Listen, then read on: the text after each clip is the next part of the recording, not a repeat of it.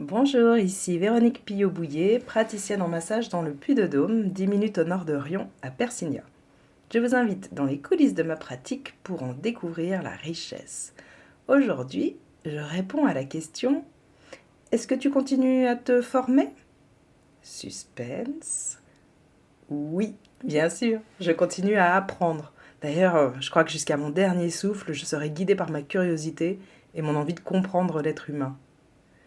Je suis praticienne en massage, formée à l'école du massage psychosomato-intuitif MC. Ça veut dire que je masse, mais pas seulement. En fait, au-delà des techniques de massage qui m'ont été enseignées, on m'a surtout transmis une façon d'être présente à la personne que je masse. Comment être dans une relation qui va favoriser des prises de conscience, l'expression des émotions, l'évolution. En fait, je masse à la fois pour le bien-être et pour l'accompagnement de la personne quand cela est nécessaire. Alors, je pourrais continuer à me former en apprenant des nouvelles techniques ou des protocoles de massage. Et ça m'arrive. Par exemple, j'ai appris le massage sur chaise ergonomique, le massage au pôle Kansu, et j'adore les proposer. Mais il y a une dimension qui me passionne vraiment, encore plus, c'est l'écoute. Avant un massage, j'écoute toujours vos mots, ce qui vous traverse, vos émotions.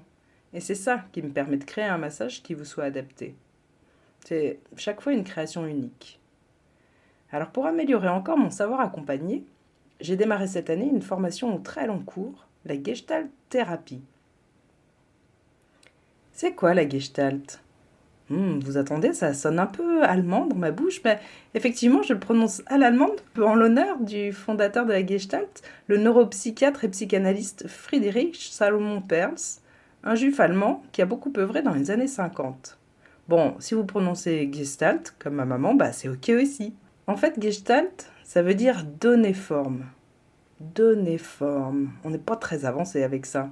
Bon, la Gestalt thérapie, c'est une thérapie axée sur ce qui se passe dans la relation entre le thérapeute et le consultant. Le thérapeute écoute et reflète ce qu'il voit et comprend de la personne. Il s'intéresse à elle dans son ensemble, le corps, le mental, l'émotionnel, la psychologie. Et c'est vraiment la relation qui est le moteur du changement. C'est un espace dans lequel le consultant peut enfin dépasser des schémas qui n'ont plus lieu d'être. Son histoire a sa place, bien sûr, mais c'est son évolution qui est accompagnée jusqu'à ce qu'une possibilité d'être satisfaisante ait pris forme pour la personne. J'ai commencé la formation en janvier de cette année. Ça veut dire que je vais à Limoges, à une école qui s'appelle l'ILFG, 1 ou 2 journées par mois. Je vis pour l'instant une pratique de thérapie de groupe. À chaque journée, chaque participant met en travail ceux qui le traversent sous la supervision de 2 thérapeutes formateurs. Moi qui ai animé des groupes de parole pour des parents, je peux vous dire que je me régale. Je suis une convaincue de l'intelligence collective, émotionnelle et relationnelle. Chaque fois qu'une personne s'exprime, c'est vraiment tout le groupe qui est au travail. Et puis, ça me permet de continuer à explorer qui je suis, ce qui me pèse, ce que j'ai besoin d'actualiser, transformer. C'est loin d'être confortable, hein. Ça me brasse, ça me questionne. Il y a beaucoup d'émotions, mais j'aime beaucoup comme je suis accompagnée. Il y a beaucoup de bienveillance, l'écoute est riche, on m'interroge sur ce que je ressens jusque dans mon corps. Moi, vraiment, c'est pas une thérapie du blabla, mais vraiment du ressenti. Et puis j'ai choisi cette approche parce qu'elle est complètement en phase avec le massage psychosomato-intuitif auquel je me suis formée. D'ailleurs, c'est beaucoup grâce à une de mes formatrices en massage, Caroline, si tu m'écoutes, que j'en suis là aujourd'hui parce que elle avait vraiment semé cette petite graine de la Gestalt qui m'avait intriguée dès qu'elle nous en avait partagé quelques outils. Voilà, finalement, à 10 ans, je me rends compte que j'adorais déjà écouter les humains. À la vingtaine, j'étais éducatrice spécialisée.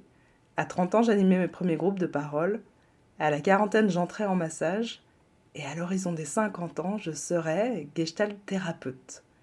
Tout se lie, se poursuit, vit, évolue, se rejoint. Et je suis vraiment heureuse de vous en faire bénéficier. Je vous remercie pour votre écoute. Si ça vous a intéressé, vous pouvez retrouver, je crois maintenant pas loin d'une quinzaine d'autres épisodes de podcast dans lesquels je vous fais découvrir mon métier. Si tout cela vous intéresse, je vous serai reconnaissante de le partager sur les réseaux, à vos amis, à votre entourage. Le massage, c'est la vie.